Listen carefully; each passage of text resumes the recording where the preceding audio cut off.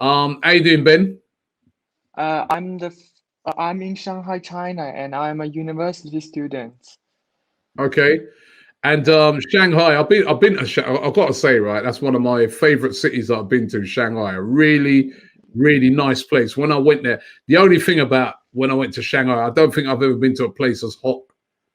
It was in the summer. It Uh, was so hot and humid, man. It was like, yeah, gee, yeah, yeah. but It's it very is hot. It's it's a nearly beautiful city. 40, yeah. And since the epidemic has happened and every public activities has been banned immediately, and you can see there's nobody in the Shanghai, nearly 2,000 million people, 220 million people in Shanghai, and no one on the street. It's very amazing. Yeah. But What's it like now, though? How are things at the moment? Since the epidemic situation has been controlled, it's under control, all the life almost come back to the normal. Uh, there's only a few activities are not able to do now, such as you can't go to the cinema and karaoke, such as for these things. But in the from the April, we can go to play football in the football um The football pitch, so, on yeah, the yeah, football in the pitch. football pitch. Yeah, yeah, yeah. So But things starting to get back to normal.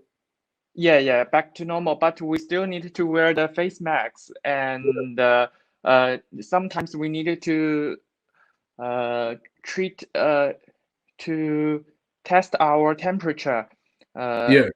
in the public area. And Okay. when we go to the public, when we use the public transportation, we need to wear the face masks as necessary. Okay. Well, you know me. And I'm really grateful for you coming on, and I've got a couple of Chinese fans on today because I really wanted to see what because you guys, as I keep saying, you're ahead of us at the moment. You've already gone through what we are going through now, and I'm trying to gauge how long this is going to go on for. I'm trying to gauge how long till we can get football back. Speaking to you in Shanghai, I've spoken to some guys that earlier before you there from Beijing because I know China is such a huge country. I also spoke to another guy that he's more nearer to Wuhan, where he's saying that they're relaxing things, but so it's interesting that it looks like you guys are starting to come out of this now. So there is hope for us over here in the UK that we can get back to normal and we can get football back. I think it depends on how strict that the uh, policy that the government have taken. Uh, we have nearly 2 months that we can do nothing except go out to the supermarket to buy some food and some necessary things for living. And after 2 months, the epidemic has been controlled.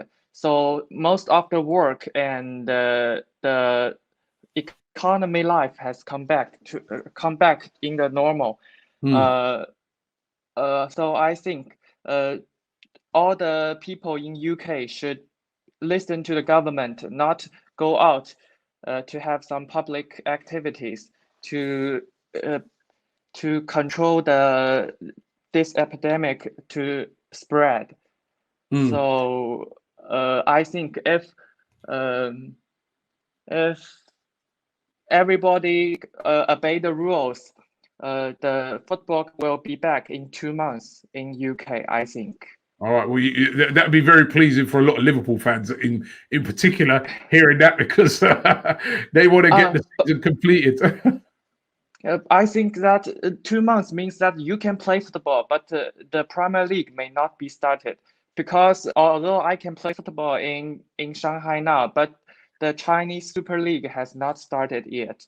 It Yeah. has been postponed for unknown. We don't know when to start it, and there is a rumor said that It will start it in the July. Mm. Uh, But at the least that's hope that it could come back. I mean, thinking about that though, if, as I said, if you guys are say a couple of months behind us and you're starting in July, when are we going to get the Premier League back on? Are we being? I mean, there's a lot of talk that the Premier League, if it does start back, will be played without any fans.